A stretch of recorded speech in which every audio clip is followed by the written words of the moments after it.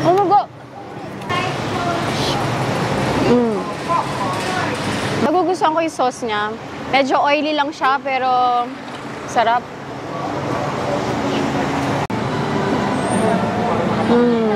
Naubos mo yung 5?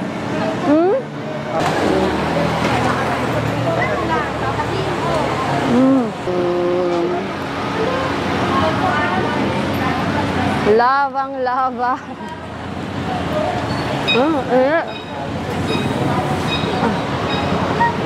Oh.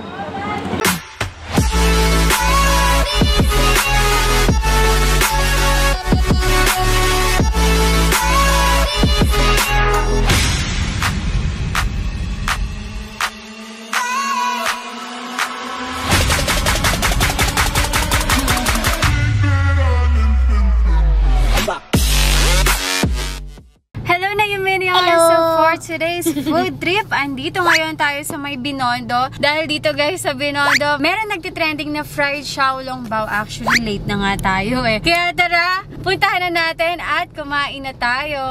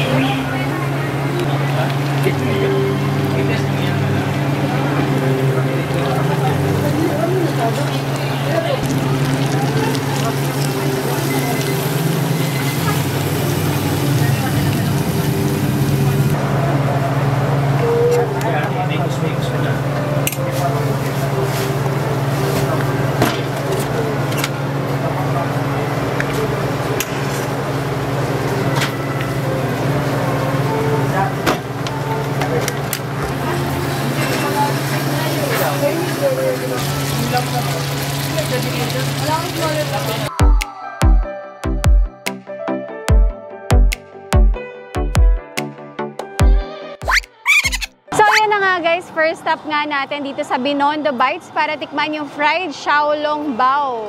So itong fried xiaolong bao guys, may choice kayo kung spicy or hindi. And syempre ako, mahilig ako sa maanghang, kaya pinalagyan ko siya ng spicy sauce. Pero kung hindi kayo mahilig sa maanghang, meron din naman sila na hindi spicy. Oh my God!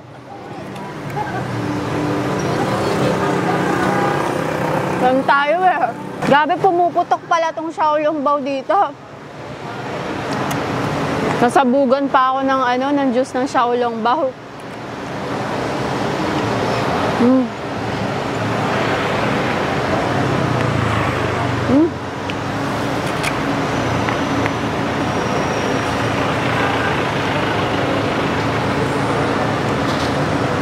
Tender naman yung meat sa loob. Ay, gusto ko yung may crunchy pa na texture dahil fried nga siya, yung ilalim niya fried.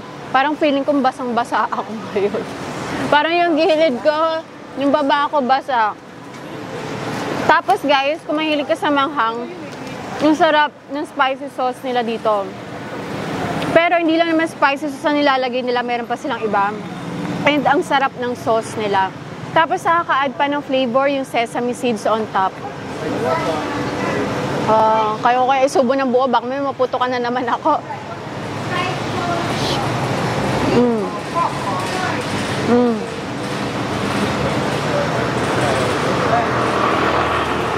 Drop.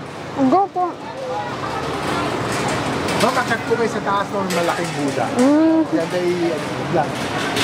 Thank you, ma'am. Go po. Grabe ang sarap. Grabe ang sarap dito guys. Solid.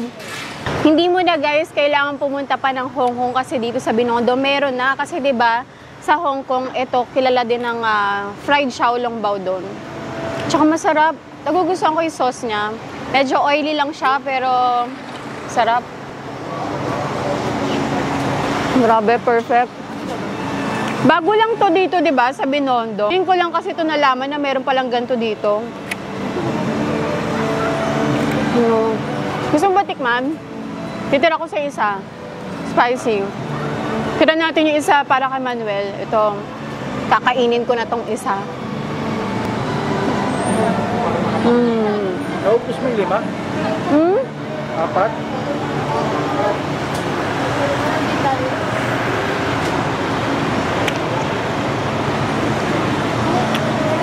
Sa'yo na to. Try naman natin yung kay Manuel, yung sweet lang, walang chili.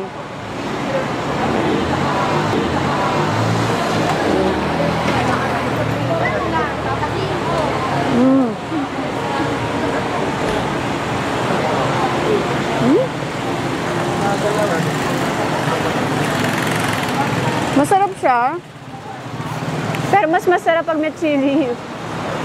Kasi, syempre, spicy lover ako eh. Kaya, for me, mas masarap yung chili nila. Syempre, try din natin yung kanilang lava buchi. Ayan. Ano kayo nasa loob nito? Oh.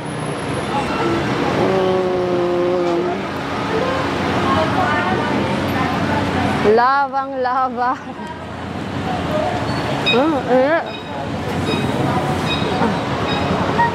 Oh. Init ah.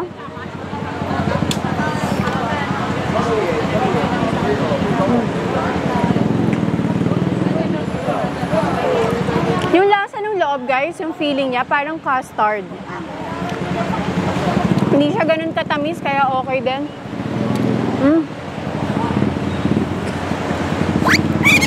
So, yun nga guys, tapos na ako kumain doon sa Binondo Bites, dito sa may Binondo. Ayan, nakalimutan ko mag-outro, kaya dito na ako nakapag-outro ulit sa kotse.